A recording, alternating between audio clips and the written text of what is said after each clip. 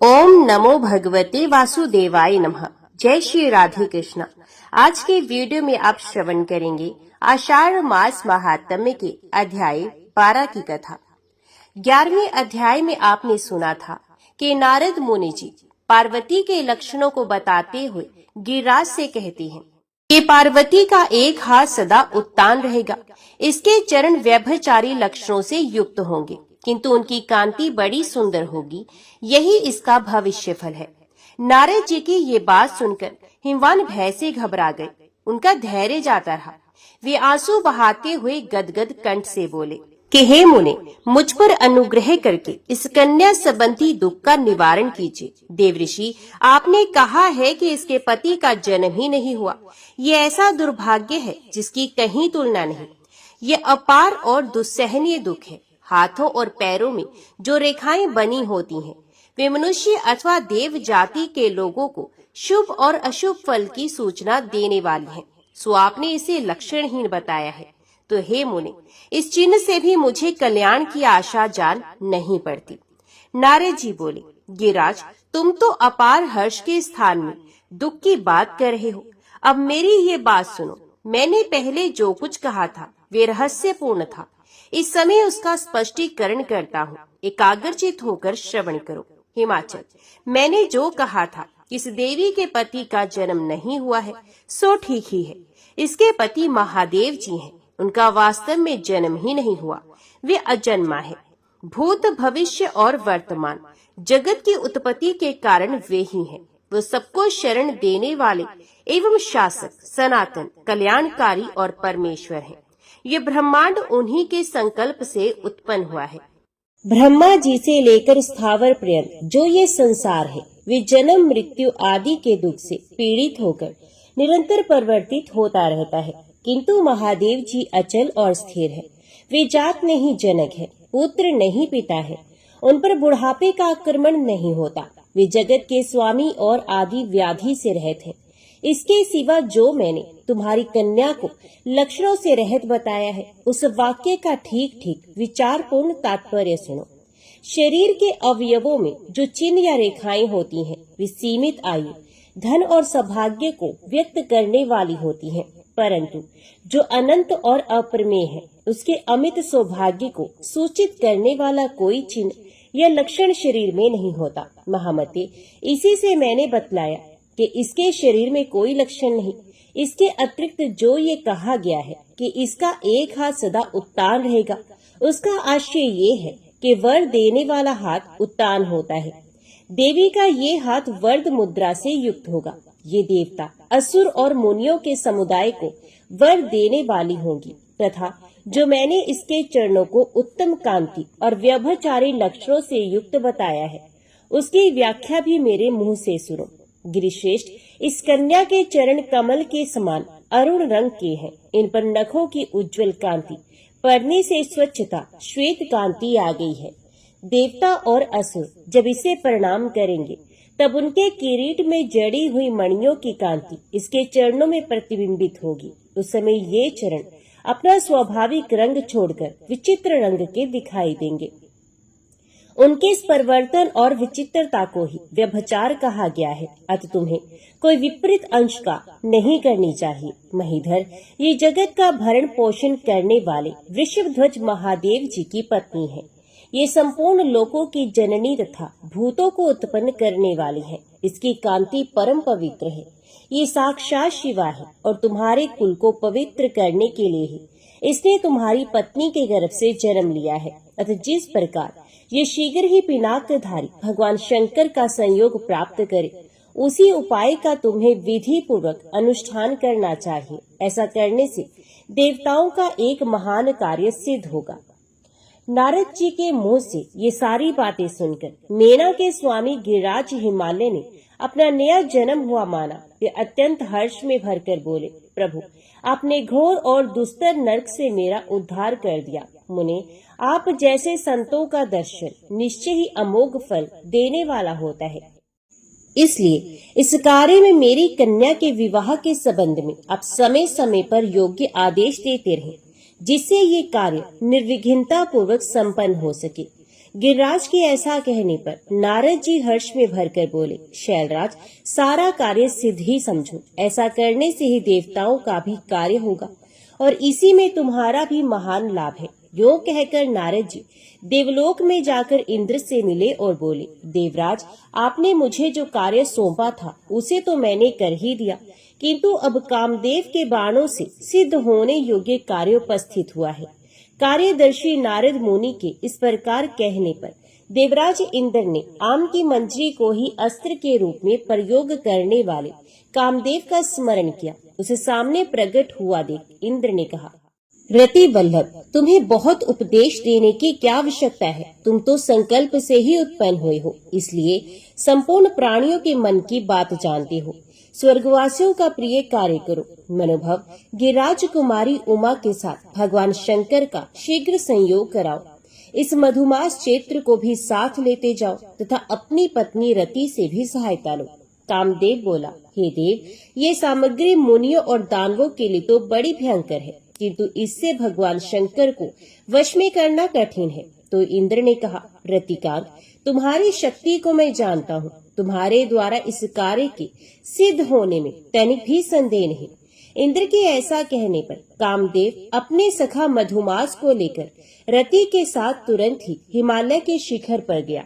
वहां पहुंचकर उसने कार्य के उपाय का विचार करते हुए सोचा कि महात्मा पुरुष निष्कंप अविचल होते हैं। उनके मन को वश में करना अत्यंत दुष्कर कार्य है। उसे पहले ही शुद्ध करके उसके ऊपर विजय पाई जाती है। पहले मन का संशोधन कर लेने पर ही प्राय सिद्धि प्राप्त होती है। मैं महादेव जी के अंतःकरण में प्रवेश करके इंद्रिय समुदाय को व्याप्त कर रमणीय साधनों के द्वारा अपना कार्य सिद्ध करूंगा। ये सोचकर कामदेव भगवान भूतनाथ के आश्रम पर गया। ये आश्रम पृथ्वी का सारभूत स्थान जान पड़ता था। वहाँ की वेदी देवदारू के वृक्ष से सुशोभित हो रही थी। कामदेव ने, जिसका अंतकाल क्रमश समीप आता जा रहा था, धीरे धीरे आगे बढ़कर देखा। भगवान शंकर ध्यान लगाए बैठे हैं। उनके अर्ध खुले नेत्र अर्ध विकसित कमल दल के समान शोभा पा रहे हैं। उनकी दृष्टि सीधी एवं नासिका के अग्रभाग पर लगी हुई है। शरीर पर उत्तरीय के रूप में अत्यंत रमणीय व्याघ्र चर्म लटक रहा है। कानों में धारण किए हुए सर्पों के फनों से निकली हुई फुफकार की आंच से उनका मुख पिंगल वर्ण का हो रहा है। हवा से हिलती हुई लंबी लंबी जटाएं उनके कपोल प्रांत का चुंबन कर रही हैं। वासुकी नाग का यज्ञोपवीत धारण करने से उनकी नाभि के मूल भाग में वासुकी का मुख और पूंछ सटे हुए दिखाई देते हैं। वे अंजलि बांधे ब्रह्म के चिंतन में स्थिर हो रहे हैं और सर्पों के आभूषण धारण किए हैं। तदंतर वृक्ष की शाखा से भ्रमर की भांति झंकार करते हुए कामदेव ने भगवान शंकर के कान में होकर हृदय में प्रवेश किया। काम का आधारभूत वे मधुर झंकार सुनकर शंकर जी के मन में रमण की इच्छा जागृत हुई और उन्होंने अपनी प्राण वल्लभा दक्ष कुमारी सती का स्मरण किया। तब स्मरण पथ में आई हुई सती उनकी निर्मल समाधि भावना को धीरे धीरे लुप्त करके स्वयं ही लक्ष्य स्थान में आ गई और उन्हें प्रत्यक्ष रूप में उपस्थित से जान पड़ी। फिर तो भगवान शिव उनकी सुध में तन्मय हो गए। इस आकस्मिक विघन ने उनके अंतकरण को आवृत कर लिया। देवताओं के अधीश्वर शिव क्षण भर के लिए काम जनित विकार को प्राप्त हो गए, किंतु ये अवस्था अधिक देर तक न रही। कामदेव का कुचक्र समझकर उनके हृदय में कुछ क्रोध का संचार हो आया। उन्होंने धैर्य का आश्रय लेकर कामदेव के प्रभाव को दूर किया और स्वयं योग माया से आवृत होकर दृढ़ता पूर्वक समाधि में स्थित हो गए। उस योग माया से आविष्ट होने पर कामदेव जलने लगा। अतः वासना में व्यसन का रूप धारण करके उनके हृदय से बाहर निकल आया। बाहर आकर वे एक स्थान पर खड़ा हुआ। उस समय उसकी सहायता का रति और सखा वसंत इन दोनों ने भी उनका अनुसरण किया। फिर मदन ने आम की मोर का मनोहर गुच्छ लेकर उसमें मोहन अस्त्र का आघान किया और उसे अपने पुष्प में धनुष पर रखकर तुरंत ही महादेव जी की छाती में मार दिया। इंद्रियों के समुदाय पर हृदय के बिंध जाने पर भगवान शिव ने कामदेव की ओर दृष्टिपात किया। फिर तो उनका मुख क्रोध के आवेग से निकलते हुए घोर हुंकार के कारण अत्यंत भयानक हो उठा। उनके तीसरे नेत्र में आग की ज्वाला प्रज्वलित हो गई। रौद्र शरीरधारी भगवान रुद्र का वे नेत्र ऐसा भयंकर दिखाई देने लगा मानो संसार का संहार करने के लिए ही खुला हो। मदन पास ही खड़ा था। महादेव जी ने उस नेत्र को फैलाकर मदन को ही उसका लक्ष्य बनाया। देवता लोग त्राही त्राही कहकर चिल्लाते ही रह गए और मदन उस नेत्र से निकली हुई चिंगारियों में पड़कर भस्म हो गया। कामदेव को दग्ध करके वह आग समस्त जगत को जलाने के लिए बढ़ने लगी। ये जानकर भगवान शिव ने उस काम अग्नि को आम के वृक्ष, वसंत, चंद्रमा, पुष्प समूह, भ्रमर तथा कोयल के मुख में बांट दिया। महादेव जी बाहर और भीतर भी कामदेव के बाणों से विद्ध थे, इसलिए उपर्युक्त स्थानों में उस अग्नि का विभाग करके वे उनमें से प्रत्येक को प्रज्वलित काम अग्नि के ही रूप में देखने लगे। वे काम अग्नि संपूर्ण लोक को क्षोभ में डालने वाली है, उसके प्रसार को रोकना कठिन होता है।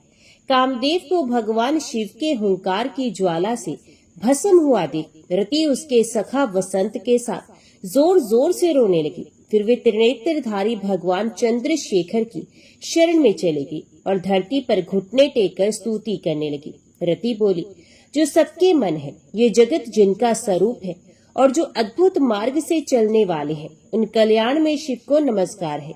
जो सबको शरण देने वाले तथा प्राकृतिक गुणों से रहित है, उन भगवान शंकर को नमस्कार है। नाना लोकों में समृद्धि का विस्तार करने वाले शिव को नमस्कार है। भक्तों को मनोवांछित वस्तु देने वाले महादेव जी को प्रणाम है। कर्मों को उत्पन्न करने वाले महेश्वर को नमस्कार है। प्रभु, आपका स्वरूप अनंत है, आपको सदा ही नमस्कार है। देव, आप ललाट में चंद्रमा का चिन्ह धारण करते हैं, आपको नमस्कार है। आपकी लीलाएं असीम है, उनके द्वारा आपकी उत्तम स्तुति होती रहती है। वृषभराज नंदी आपका वाहन है, आप दानवों के तीनों पुरों का अंत करने वाले हैं, आपको नमस्कार है। आप सर्वत्र प्रसिद्ध हैं और नाना प्रकार के रूप धारण किया करते हैं, आपको नमस्कार है। काल स्वरूप आपको नमस्कार है। काल संख्य रूप आपको नमस्कार है तथा काल और कल दोनों से अतीत आप परमेश्वर को नमस्कार है। आप चराचर प्राणियों के आचार का विचार करने वालों में सबसे बड़े आचार्य हैं। प्राणियों की सृष्टि आपके ही संकल्प से हुई है। आपके ललाट में चंद्रमा शोभा पाते हैं। मैं अपने प्रियतम की प्राप्ति के लिए सहसा आप महेश्वर की शरण में आई हूँ। भगवान, मेरी कामना को पूर्ण करने वाले और यश को बढ़ाने वाले मेरे पति को मुझे दे दीजिए। मैं उनके बिना जीवित नहीं रह सकती।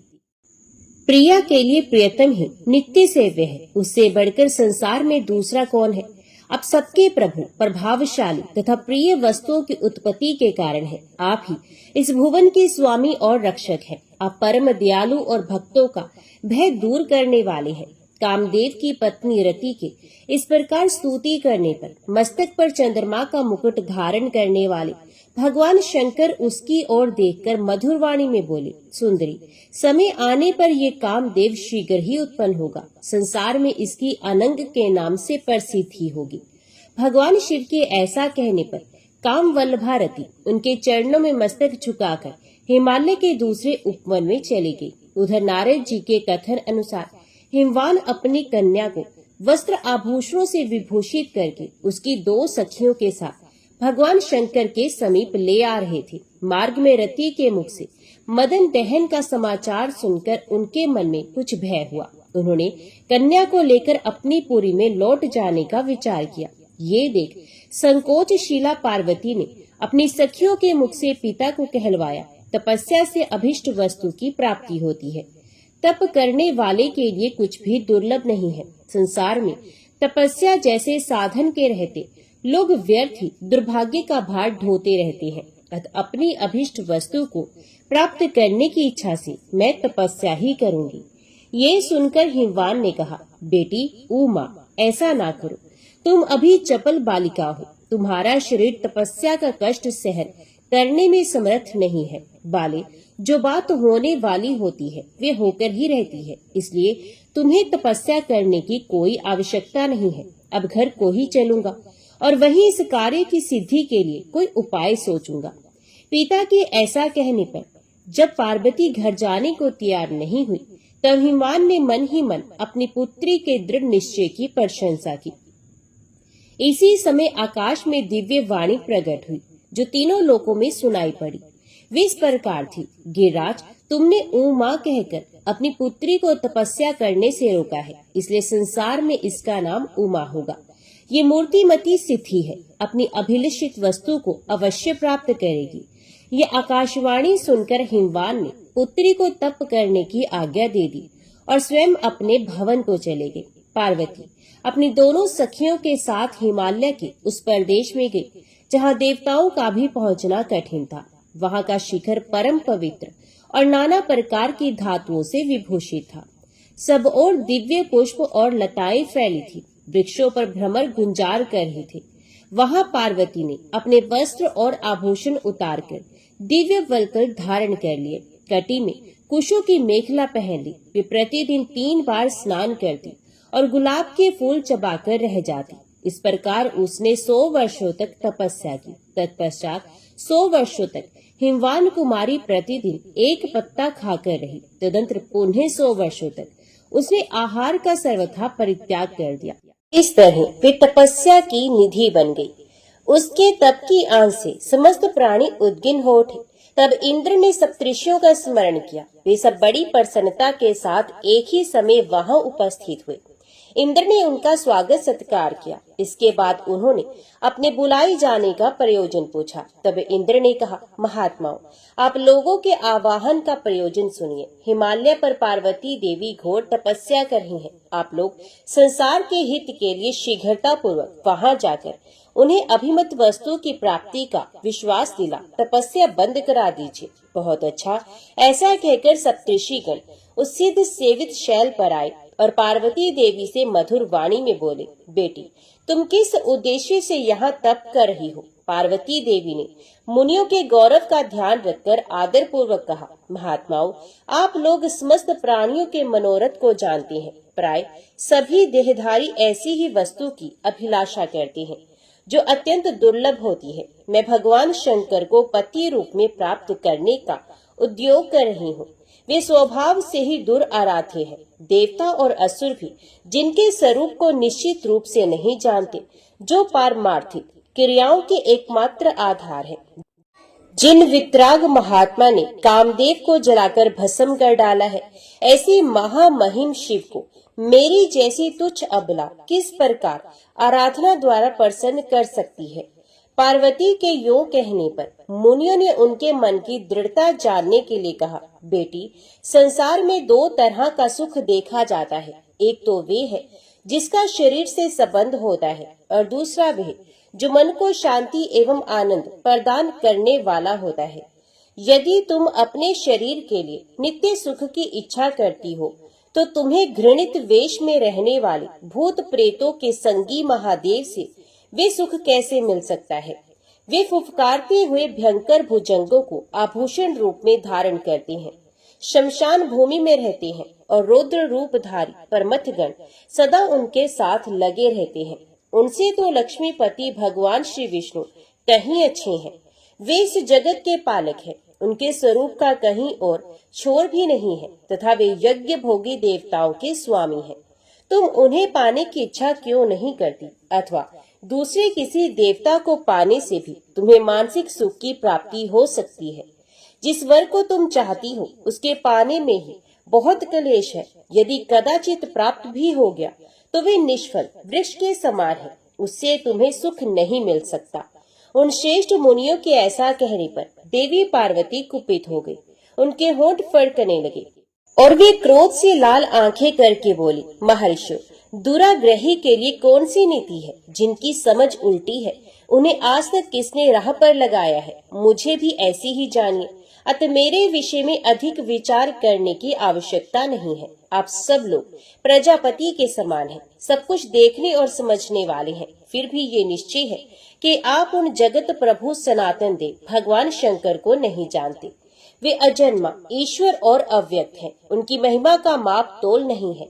उनके अलौकिक कर्मों का उत्तम रहस्य समझना तो दूर रहा, उनके स्वरूप का बोध भी आवृत है। श्री विष्णु और ब्रह्मा आदि देवेश्वर भी उन्हें यथार्थ रूप से नहीं जानते। ब्रह्म ऋषियों, उनका आत्म वैभव समस्त भुवनों में फैला हुआ है, संपूर्ण प्राणियों के सामने प्रकट है। क्या उसे भी आप लोग नहीं जानते?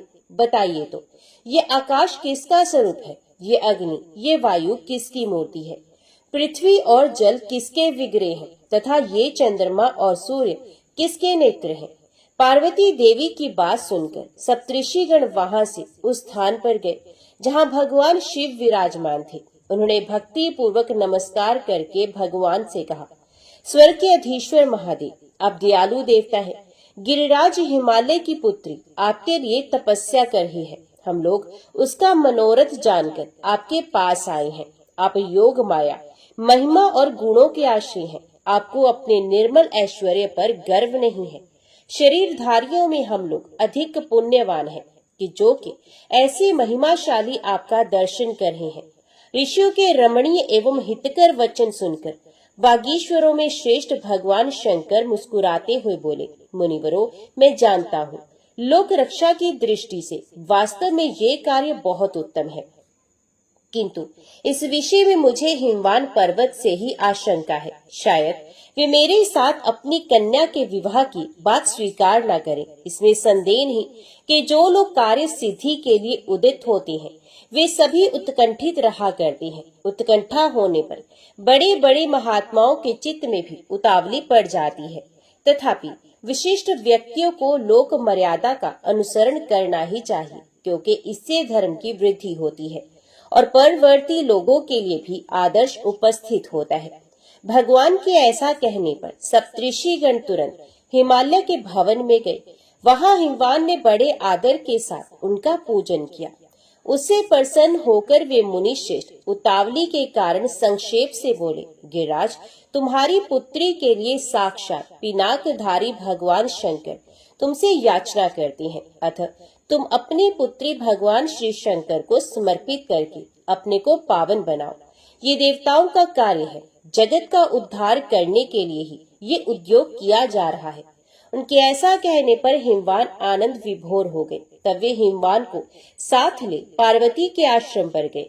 उमा तपस्या के कारण तेजोमयी दिखाई दे रही थी। उसने अपने तेज से सूर्य और अग्नि की ज्वाला को भी परास्त कर दिया था। मुनियों ने जब स्नेह पूर्वक उसका मनोगत भाव पूछा तो उस मानिनी ने ये सार गर्भित वचन कहा, मैं पिनाकधारी भगवान रुद्र के सिवा दूसरे किसी को नहीं चाहती। वे ही छोटे बड़े सब प्राणियों में आत्मा रूप से स्थित हैं। वे ही सबको समृद्धि प्रदान करने वाले हैं। धीरता और ऐश्वर्य आदि गुण उन्हीं में शोभा पाती हैं। वे तुलना रहित महान प्रमाण हैं। उनके सिवा दूसरी कोई वस्तु है ही नहीं।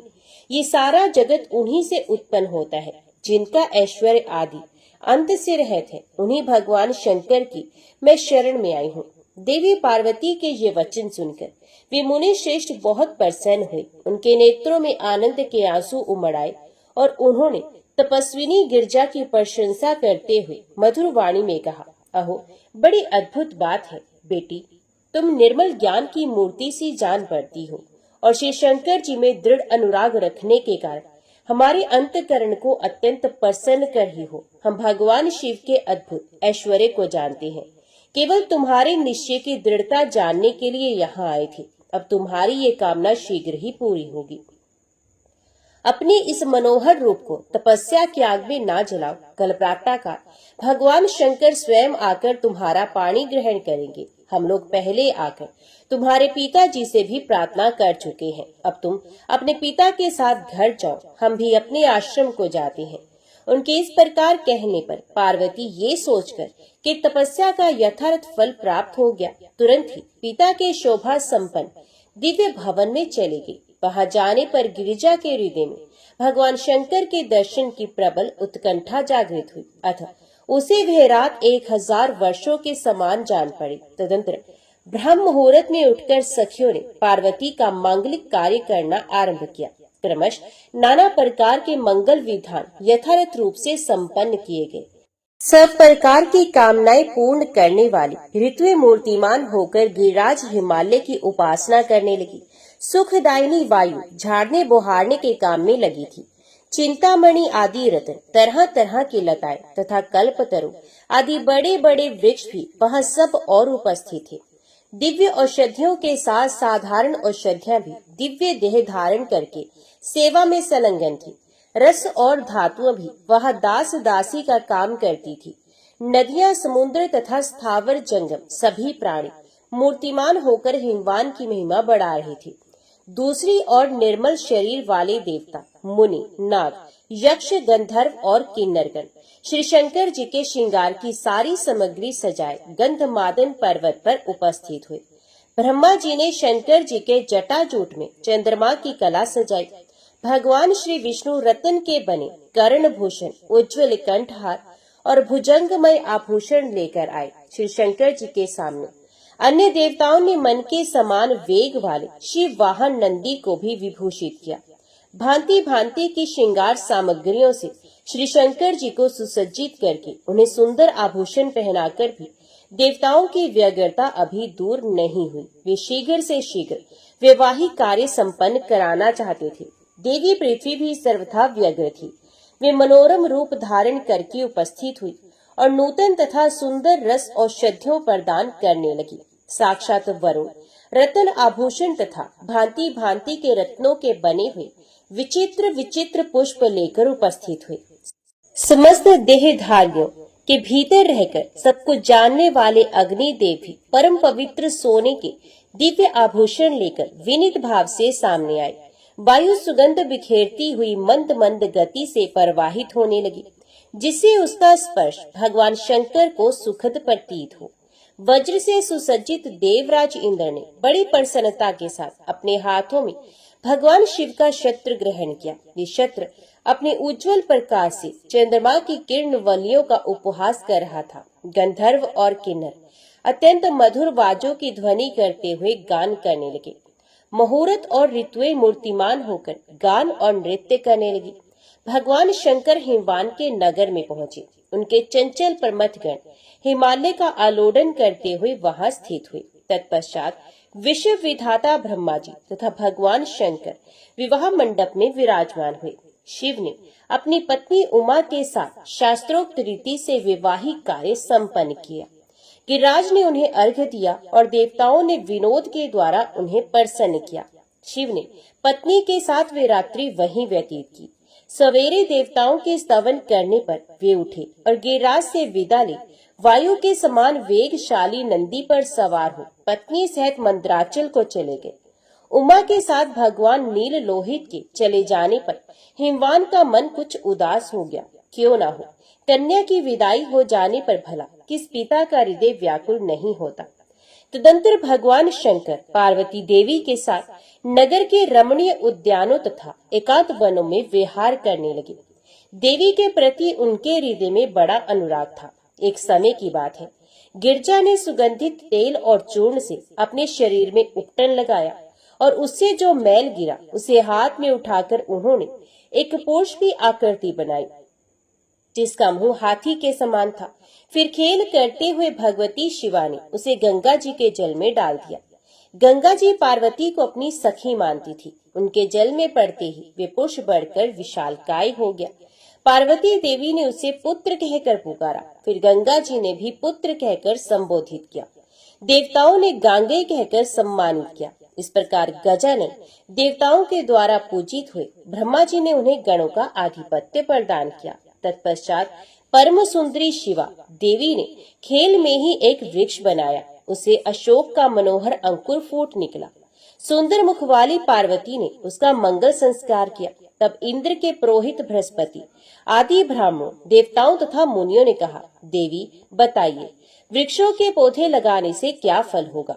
ये सुनकर देवी पार्वती का शरीर हर्ष से पुलकित हो उठा। वे अत्यंत कल्याण में वचन बोली, जो विज्ञ पुरुष ऐसे गांव में जहाँ जल का अभाव हो कुआं बनवाता है, वे उसके जल की जितनी बूंदे हो उतने वर्षक स्वर्ग में निवास करता है।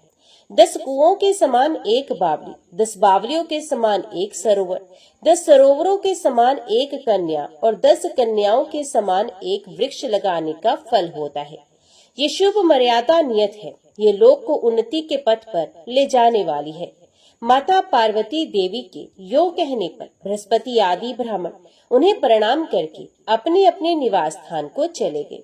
उनके जाने के पश्चात भगवान शंकर पार्वती के साथ अपने भवन में गए। उस भवन में चित्त को प्रसन्न करने वाले ऊंचे ऊंचे चौबारे, अटारियां और गोपुर बने हुए थे। वेदियों पर मालाएं शोभा पा रही थी। सब और सोना जड़ा था। महल में पुष्प बिखेरे हुए थे, जिनकी सुगंध से उन्मत्त होकर भ्रमरगण गुंजार कर रहे थे। उस भवन में भगवान श्री शंकर को पार्वती जी के साथ निवास करते 1000 वर्ष व्यतीत हो गए। तब देवताओं ने उतावले होकर अग्निदेव को श्री शंकर जी की चेष्टा जानने के लिए भेजा। अग्नि ने तोते का रूप धारण करके जिससे पक्षी आते जाते थे, उसी छिद्र के द्वारा शंकर जी के महल में प्रवेश किया और उन्हें गिरजा के साथ एक शैया पर सोते देखा। तत्पश्चात देवी पार्वती शैया से उठकर कौतूहलवश एक सरोवर के तट पर गई, जो स्वर्ण में कमलों से सुशोभित था। वहां जाकर उन्होंने जल विहार किया। तदंतर वे सखियों के साथ सरोवर के किनारे बैठी और उसके निर्मल पंकजों से सुशोभित स्वादिष्ट जल को पीने की इच्छा करने लगी। इतने में ही उन्हें सूर्य के समान तेजस्विनी 6 कृतिकाएं दिखाई दी। वे कमल के पत्ते में उस सरोवर का जल लेकर जब अपने घर को जाने लगी, तब देवी पार्वती ने हर्ष में भरकर कहा, देवियों, कमल के पत्ते में रखे हुए जल को मैं भी देखना चाहती हूँ। वे बोली, सुमुखी, हम तुम्हें इसी शर्त पर जल दे सकती हैं कि तुम्हारे प्रिय गर्भ से जो पुत्र उत्पन्न हो वे हमारा भी पुत्र माना जाए एवं हम में भी मातृभाव रखने वाला तथा हमारा रक्षक हो। वे पुत्र तीनों लोकों में विख्यात होगा। उनकी बात सुनकर गिरजा ने कहा, अच्छा, ऐसा ही होगा। ये उत्तर पाकर कृतिकाओं को बड़ा हर्ष हुआ और उन्होंने कमल पत्र में स्थित जल में से थोड़ा पार्वती जी को भी दे दिया। उनके साथ पार्वती ने भी क्रमश उस जल का पान किया। जल पीने के बाद तुरंत ही रोग शोक का नाश करने वाला एक सुंदर और अद्भुत बालक भगवती पार्वती की दाहिनी कोख फाड़कर निकल आया। उसका शरीर सूर्य की किरणों के समान प्रकाश पुंज से व्याप्त था। उसने अपने हाथ में तीक्ष्ण शक्ति, शूल और अंकुश धारण कर रखे थे। वे अग्नि के समान तेजस्वी और स्वर्ण के समान गोरे रंग का बालक कुत्सित दैत्यों को मारने के लिए प्रकट हुआ था, इसलिए उसका नाम कुमार हुआ। विकृतिका के दिए हुए जल से शाखाओं सहित प्रकट हुआ था। वे कल्याण में शाखाएं 6 मुखों के रूप से विस्तृत थी। इन्हीं सब कारणों से वे तीनों लोकों में विशाख, षणमुख, सकंद, षडानन और कार्तिकेय आदि नामों से विख्यात हुआ। ब्रह्मा, श्री विष्णु, इंद्र और सूर्य आदि समस्त देवताओं ने चंदन, माला, सुंदर धूप, खिलौने, छत्र, चंवर, भूषण और अंगराग आदि के द्वारा कुमार षडानन को सावधानी के साथ विधि पूर्वक सेनापति के पद पर अभिषिक्त किया। भगवान श्री विष्णु ने सब तरह के आयुध प्रदान किए। धन अध्यक्ष कुबेर ने 10 लाख यक्षों की सेना दी। अग्नि ने तेज और वायु ने वाहन अर्पित किए। इस प्रकार देवताओं ने प्रसन्नचित से सूर्य के समान तेजस्वी सकंद को अनंत पदार्थ दिए। तत्पश्चात वे सब पृथ्वी पर घुटने टेक कर बैठ गए और स्तोत्र पढ़कर वरदाय के देवता षडानन की स्तुति करने लगे। स्तुति पूर्ण होने के पश्चात कुमार ने कहा, देवताओं, आप लोग शांत होकर बताइए, मैं आपकी कौन सी इच्छा पूरी करूं? यदि आपके मन में चिरकाल से कोई असाध्य कार्य करने की भी इच्छा हो तो कहिए। देवता बोले, कुमार, तारक नाम से प्रसिद्ध एक दैत्यों का राजा है, जो संपूर्ण देव कुल का अंत कर रहा है।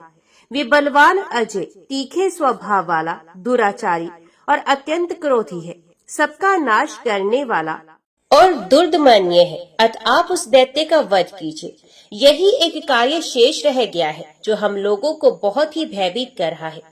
देवताओं के यो कहने पर कुमार ने तथास्तु कहकर उनकी आज्ञा स्वीकार की और जगत के लिए कंटक रूप तारकासुर का वध करने के लिए वे देवताओं के पीछे पीछे चले। उस समय समस्त देवता उनकी स्तुति कर रहे थे। तदंतर कुमार का आश्रय मिल जाने के कारण इंद्र ने दानव राज तारक के पास अपना दूत भेजा। वहां जाकर दूत ने उस भयानक आकृति वाले दैत्य से निर्भयता पूर्वक कहा, तारकासुर, देवराज इंद्र ने तुम्हें ये कहलाया है कि देवता तुमसे युद्ध करने आ रहे हैं। तुम अपनी शक्ति भर प्राण बचाने की चेष्टा करो। यो कहकर जब दूत चला गया, तब दानव ने सोचा, हो न हो इंद्र को कोई आश्रय अवश्य मिल गया है, अन्यथा वे ऐसी बात नहीं कह सकते थे। इंद्र मुझ पर आक्रमण करने आ रहे हैं। वे सोचने लगा, ऐसा कौन अपूर्व योद्धा होगा जिसे मैंने अब तक परास्त नहीं किया है। तारकासुर इसी चिंता में व्याकुल हो रहा था। इतने में ही उसे सिद्ध बंदियों के द्वारा गाया जाता हुआ किसी का यशोगान सुनाई पड़ा, जो हृदय को दुखद प्रतीत होता था, जिसके अक्षर कड़वे जान पड़ते थे। वंदी गण कह रहे थे, महासेन आपकी जय हो। आपके मस्तक की चंचल शिखाएं बड़ी सुंदर दिखाई देती हैं। श्री विग्रह की कांति नूतन एवं निर्मल कमल दल के समान मनोरम जान पड़ती है। अब दैत्य वंश के लिए दुस्सह दावानल के समान है। प्रभु विशाख आपकी जय हो।